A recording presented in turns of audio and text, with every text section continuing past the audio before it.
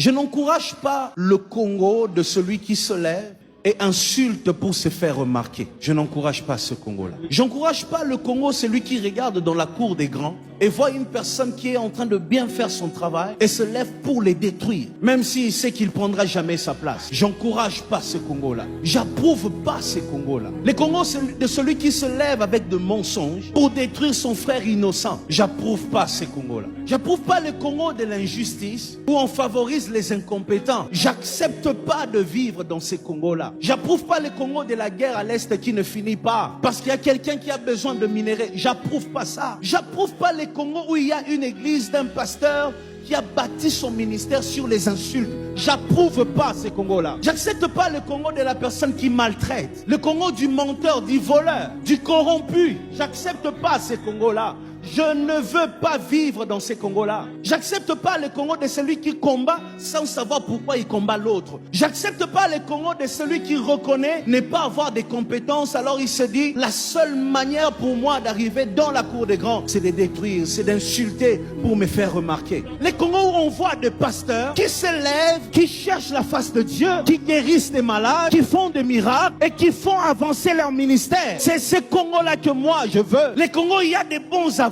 de vrais juges. C'est ce Congo-là que nous cherchons. Le Congo des politiciens qui prônent des valeurs, des politiciens qu'on ne retrouve pas dans des bassesses, mais qui travaillent pour sauver des générations. On peut encore vivre dans ces Congos-là. C'est possible. Si moi et toi, on se lève, on commence à lutter contre les antivaleurs. On commence à voir un innocent qui est en train d'être détruit. On se lève et on dit non, nous en avons marre, assez, ça doit s'arrêter. Jusqu'à quand nous allons voir, regarder comme ça, nos héros en train de mourir, nos champions en train de partir. Quand je dis ceux qui ont tué les héros, je ne pense pas à ceux qui ont tué Lumumba. Non, non, non, non. Tu n'es pas différent de ceux qui ont tué Lumumba. Lorsque tu te lèves un matin, tu te mets sur Internet, non pour exposer tes œuvres d'art, non pour exposer ta belle voix, non pour exposer ton talent, mais seulement pour détruire l'autre. C'est là où on insulte qu'il y a beaucoup de vues sur Internet. Là où on dit des choses de valeur, personne ne regarde. Et même le chrétien participe